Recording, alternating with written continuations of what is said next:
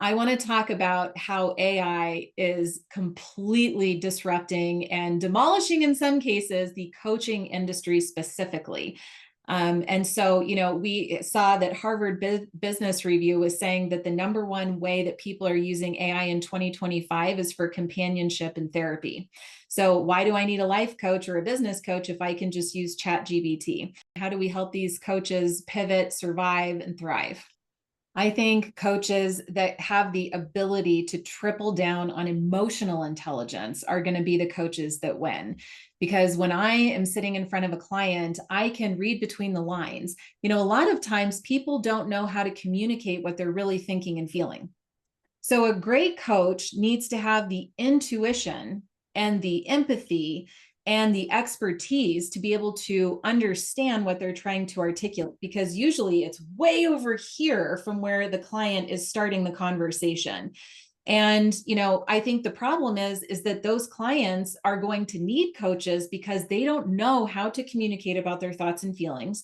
They don't know how to add proper context into AI in order to get to the blind spot or the solution that they're looking for. They don't know the right questions to ask. So they might get a short-term satisfying answer and a pump up from AI, but they're not getting any sort of real transformation or real strategy or real result in the end.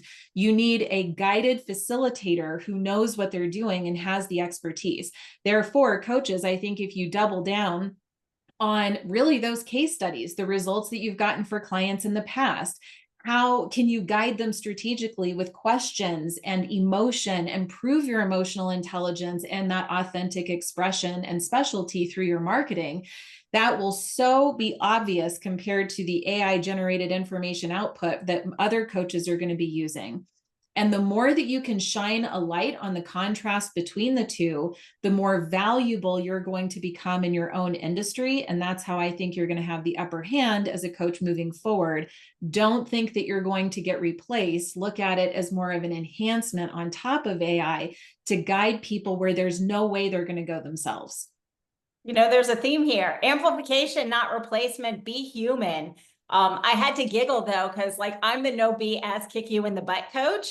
And all the GPTs out there, they are literally programmed to make you happy and to give you what you want. So I'm just thinking about this. And as an example, my differentiator is I'm not going to tell you what you want to hear. I'm going to tell you what you need to hear. And then I'm going to kick you in the pants and make you so that you can get there.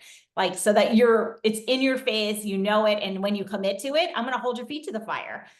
That's the differentiator. AI is not going to do that. It's going to come up with what sounds good to you. And your confirmation bias is a thing.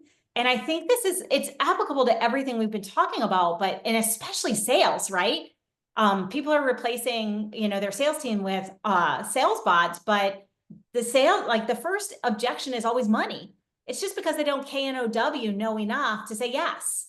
It's not necessarily about the money, but the sales bot's going to stop at money because it doesn't know those nuances that you're talking about. It's so this, if you're thinking about this from a coaching standpoint, this literally applies to almost every role that we've talked about so far, especially.